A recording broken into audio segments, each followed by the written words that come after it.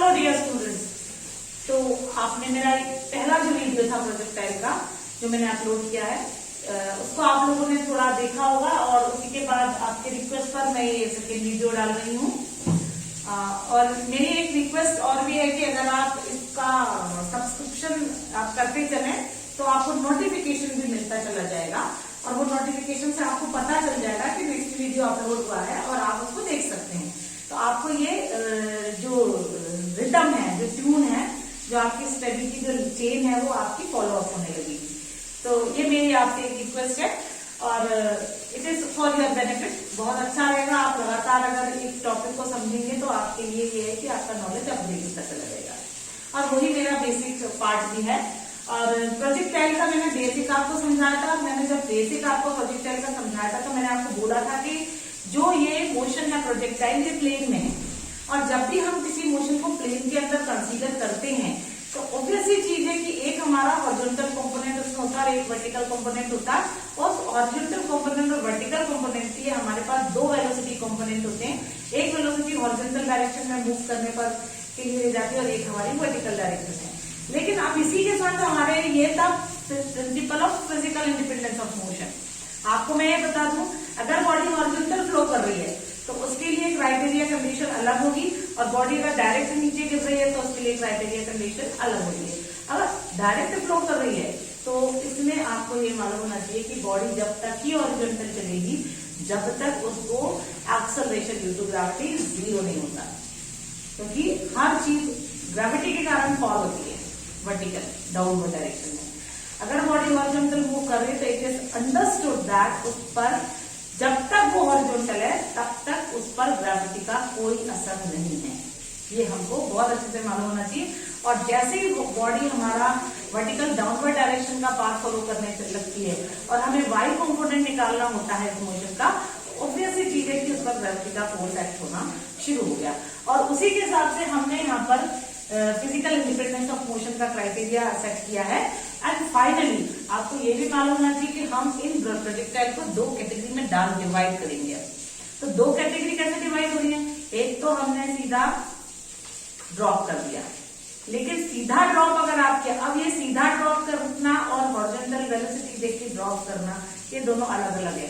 अगर अपने सीधी बॉडी छोड़ दी तो वो स्ट्रेट लाइन मोशन हो जाएगा, उसके पास एक ही कंपोनेंट होगा, वो वाई कंपोनेंट होगा। लेकिन अगर हमने थोड़ा सा हॉरिजॉन्टल वेलोसिटी लेके छोड़ा है तो फिर ऐसा हो जाएगा कि बॉडी थोड़ी देर आगे मूव करेगी, मतलब उसके पास हॉरिजॉन्टल कंपोनेंट ऑफ वेलोसिटी है एंड फाइनली जैसे ही उसका ग्रेविटेशनल फोर्स डोमिनेट होना शुरू होगा वो नीचे गिरने लगेगी। तो अब इसके लिए हमारे पास दोनों कंपोनेंट की जरूरत पड़ रही है। एक्स की जरूरत पड़ रहा है, वाई की जरूरत पड़ रहा है। एक्स कंपोनेंट ऑफ वेलोसिटी की भी जरूरत पड़ रही है और वाई कंपोनेंट ऑफ वेलोसिटी की जरूरत पड़ रही है। उस कंडीशन में हमारा जो वेलोसिटी प्रोजेक्टाइल जो प्रोजेक्टाइल है एक्चुअली वो हो जाएगा हमारा हॉरिजॉन्टल प्रोजेक्टाइल।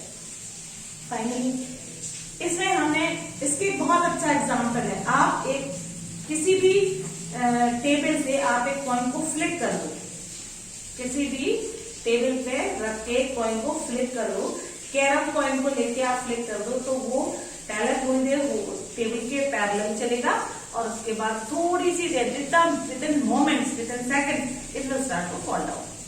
तो ये एग्जांपल है हमारा हॉरिजॉन्टल।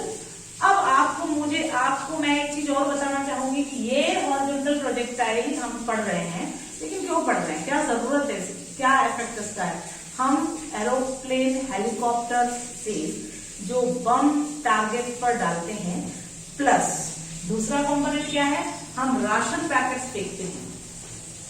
जो हमारे फ्लड एरिया के जो विक्टिम्स होते हैं, जो जिनको रिलीफ की जरूरत होती है, जिनको हम फूड पैकेट्स डालते हैं, उसके लिए सबसे बड़ा जो बेसिक फंडा है वो हॉरिजॉन्टल प्रोजेक्टाइल का है। तो उसके लिए हमें हॉरिजॉन्टल प्रोजेक्टाइल ऑब्वियसली बहुत ज्यादा अच्छे से पढ़ना है। और जब हम पब्लिक प्रोजेक्टाइल का कंडीशन लेके चल रहे हैं तो हम बॉडी को ड्रॉप नहीं कर रहे हैं, बॉडी को थ्रो कर रहे हैं। अगर हम किसी चीज को थ्रो करेंगे तो ऑब्वियस चीज है कि हमें उसे इनिशियल वेलोसिटी देना पड़ेगी। जैसे हमने प्रीवियस हॉरिजॉन्टल में ड्रॉप किया, यहाँ पर हमको उसे, और ये जो इनिशियल वेलोसिटी हमको देना पड़ेगी वो अगेंस्ट ग्रेविटी देना पड़ेगी। Means you have to dominate against the gravitational force. ठीक है। एट द सेम टाइम ये जो हम बॉडी को थ्रो करेंगे it should be at an angle to the Cartesian coordinate system. चाहे एक्स एक्सिस के साथ वो एंगल बनाए, चाहे वाई एक्सिस के साथ एंगल बनाए, हम उसको ऊपर के डायरेक्ट में थ्रो करेंगे। तो हमारे पास दो तरह की प्रोजेक्टाइल है, एक हॉरिजॉन्टल प्रोजेक्टाइल है और एक ऑब्लिक प्रोजेक्टाइल है। तो आपको मैंने एक बहुत सिंपल सा कॉन्सेप्ट है, ये आपको ये बता दिया कि प्रोजेक्टाइल का जो मोशन है वो किस कॉन्सेप्ट पर, जो बहुत बेसिक है। एंड यू नो हमारा जो पेपर है बेसिकली एमसीक्यू बेस्ड है। तो जब एमसीक्यू बेस्ड है तो आपको रीजन असर्शन, आप ऐसा मत सोचिए कि सिर्फ एमसीक्यू क्वेश्चंस आएंगे, आपको reason assertion, case study questions, वही ज्यादातर मतलब जो लेटेस्ट वेबिनार में डिस्कस हुआ है, तो वही क्वेश्चंस आपके लिए ज्यादा इंपॉर्टेंट है। और इसके लिए आपको ये पूरा बेसिक कॉन्सेप्ट बहुत अच्छे से समझ में आना चाहिए। तो अब हमने समझ तो लिया कि ऑब्लिक और हॉरिजॉन्टल है क्या।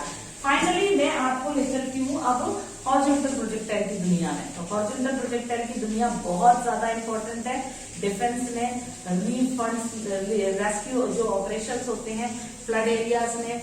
आजकल बहुत ज्यादा परेशानी है, लोग काफी बाढ़ में गिरे हुए थे और आपको मालूम है राशन पैकेट ड्रॉप करे, लेकिन वो राशन पैकेट ऐसे ही थोड़ी ना ड्रॉप किया, उसका भी अपना एक क्राइटेरिया है। और वो क्राइटेरिया था बेसिक फंडामेंटल फैक्ट हमारा कहां से आ गया, हॉरिजॉन्टल प्रोजेक्टाइल। अब हॉरिजॉन्टल प्रोजेक्टाइल में आप देखिए, फॉर एग्जांपल अगर हमने कोई भी पार्ट लिया है और हम यहाँ पर इस हॉरिजॉन्टल प्रोजेक्टाइल को फ्लिक किया, तो जब हमने इस हॉरिजॉन्टल प्रोजेक्टाइल को फ्लिक किया तो इसमें हमने वेलोसिटी जो दी तो वो हमने हॉरिजॉन्टल वेलोसिटी दी है और इसकी जो वर्टिकल वेलोसिटी कंपोनेंट था वो 0 हो गया। ये हमारा हॉरिजॉन्टल प्रोजेक्टाइल है, finally it comes like this. So you have to remember कि जब भी हम हॉरिजॉन्टल किसी भी बॉडी को थ्रो करेंगे तो हम उसको इनिशियल वेलोसिटी जो देंगे वो हॉरिजॉन्टल डायरेक्शन में देंगे और उसका वर्टिकल कंपोनेंट 0 होना चाहिए। ठीक है, अब हमने यू एक्सिस को दिया। अब हम इसमें इक्वेशन कौन सी ले रहे हैं, बहुत सिंपल सी चीज है, हम इसमें इक्वेशन लेंगे second equation of motion, S equal to u t plus half g t square. Okay, अब हमारे को इसमें एक एक्स कॉम्पोनेंट निकालना और एक वाई कॉम्पोनेंट निकालना। जब एक्स और वाई कॉम्पोनेंट मिलेगा तभी तो हम इसकी कहीं पोजीशन लोकेट कर सकते हैं। इस प्रोजेक्टाइल की हमें यहाँ पोजीशन लोकेट करना है, तो दैट मीन्स हमको यहाँ का ये वाई कॉम्पोनेंट मालूम होना चाहिए, यहाँ से एक्स कॉम्पोनेंट मालूम होना चाहिए, तब हमें पता चलेगा कि एक्चुअली हमारी बॉडी ऑरिजिन के कंपैरिजन में, रेफरेंस ऑरिजिन नहीं, रेफरेंस पॉइंट के कंपैरिजन में कहां तक पहुंची, वो हमें देखना है। अब इसमें हम लेके चले एक्स हमारा हो जाएगा, क्योंकि हम कौन सा कॉम्पोनेंट निकाल रहे हैं, horizontal component. X equals to हमारे पास हो जाएगा यू एक्स इंटू टी और plus 1/2 into 0 into T square. मैं आपको ऑलरेडी बता चुकी हूँ कि हॉरिजॉन्टल वे में जब बॉडी मूव करती है तो उसका जो gravitational acceleration due to gravity है वो फाइनली 0 होता है। तो अब हमारे पास आ गया x equals to u X into T और यहां से हम t की वैल्यू निकालेंगे x अपॉन यू एक्स। ये हमारा एक इक्वेशन आ गया। ये इक्वेशन अगर आप x लोगे तो आपको मालूम चला जाएगा कि हमारी जो ये प्रोजेक्टाइल है x डायरेक्शन में कितना मूव करी, और उसके बाद हम जब t निकालेंगे तो हमें मालूम चला जाएगा कि उस x डिस्टेंस को कवर करने में उस प्रोजेक्टाइल ने कितना समय लगाया है। तो अगर आपको न्यूमेरिकल यहाँ तक आता है तो आप यहीं पर आपका रुक सकते हो और आपका एमसीक्यू यहीं पर खत्म हो जाएगा। अब हमने चला, हम दूसरे कॉन्सेप्ट पे चल रहे हैं। अब हमें यहाँ पर वाई कॉम्पोनेंट निकालना है। एंड यहाँ फॉर्मूला यही रहेगा as second equation of motion, क्योंकि हमको डिस्टेंस ही निकालना है। तो हम वाई कॉम्पोनेंट में जब पहुंचे तो वाई कॉम्पोनेंट में हमारा u 0 हो जाएगा, क्योंकि हमने बोल दिया u y हमारा 0 है। जैसी बॉडी नीचे गिरना शुरू होती है u y कॉम्पोनेंट 0 हो जाता है, plus half g t square आ गया, हाफ जी टी स्क्वायर आ गया, मतलब जो हमारा y कॉम्पोनेंट है 1/2 जी टी स्क्वायर है। अब आप देख सकते हैं कि जो ये y कॉम्पोनेंट है टोटली g पे डिपेंड कर रहा है, टोटली g पे डिपेंड कर रहा है, और x कॉम्पोनेंट था वो टोटली u पे डिपेंड कर रहा था। u कौन सा, u x, जो हमने हॉरिजॉन्टल डायरेक्शन में वेलोसिटीज को दिया था। अब हमारा ये पोजीशन तो मिल गया, मतलब हमको ये लोकेशन मिल गया कि x और y का आंसर क्या आएगा। बट अगर हम इसको आपस में एक दूसरे के साथ रिलेट करना चाहें तो मतलब x और y को आपस में एक दूसरे को रिलेट करके इक्वेशन बना देंगे। जब ये इक्वेशन बन जाएगी तो उस इक्वेशन में वैल्यू सब्स्टिट्यूट करके हम इसका ग्राफिकल रिप्रेजेंटेशन निकाल सकते हैं, और उस ग्राफिकल रिप्रेजेंटेशन से हमें ये पता चला जाएगा कि ये जो पाथ फॉलो कर रही है प्रोजेक्टाइल, जो ट्रेजेक्ट्री है इस प्रोजेक्टाइल की, वो कैसी है।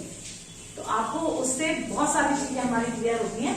Finally I will substitute the value of T, substitute T in from 1 in 2। हम इस सेकेंड इक्वेशन में टी की वैल्यू सब्स्टिट्यूट करेंगे, और जब हम टी की वैल्यू सब्स्टिट्यूट करेंगे तो आप देखिए y equal to 1/2g into x upon u x का होल स्क्वायर हो रहा है। And finally y is equal to 1/2g upon u x square into x square. Now you see ये जो 1/2g यू एक्स स्क्वायर है, ये value automatically constant है, क्योंकि इनिशियल वेलोसिटी हमने दी थी, हम जाके दोबारा चेंज नहीं कर रहे हैं, है ना। 1/2 कांस्टेंट है, g कांस्टेंट है, we are getting equation y directly proportional to x square. We are getting equation y directly proportional to x square. ये जो y directly proportional to x square आया है means y is in 1 degree.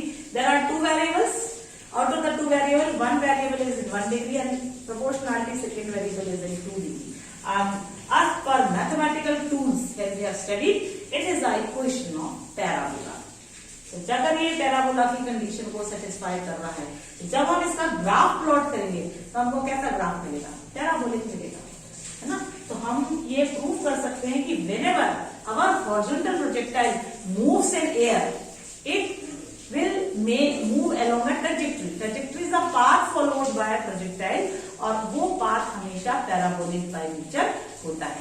तो मुझे मतलब इसके examples मैंने आपको हॉरिजॉन्टल प्रोजेक्टाइल के दिए हैं कि आप जब एरोप्लेन से किसी राशन के पैकेट को ड्रॉप करोगे, किसी एरोप्लेन से आप जो बम रिलीज करते हैं वो टारगेट एरिया पे कैसे जाके, उसके लिए हमें ये सब कुछ पढ़ना बहुत जरूरी है। तो मुझे मेरे हिसाब से ये जो कॉन्सेप्ट था आपको क्लियर हुआ। बाकी का मैं नेक्स्ट वीडियो में आपको बहुत जल्दी अपलोड करूंगी। तो जस्ट सजेस्ट मी कि मैं आपके लेवल तक पहुंच पा रही हूँ या नहीं पहुंच पा रही हूँ। अगर आपको कुछ भी डाउट्स हैं, आपको ऐसा लगता है कि मुझे और थोड़ा चेंज करना चाहिए इसमें या और डीप में आपको पढ़ना है, then you can put a comment in the comment box. और बहुत बहुत थैंक यू, बहुत बहुत धन्यवाद आप लोगों को।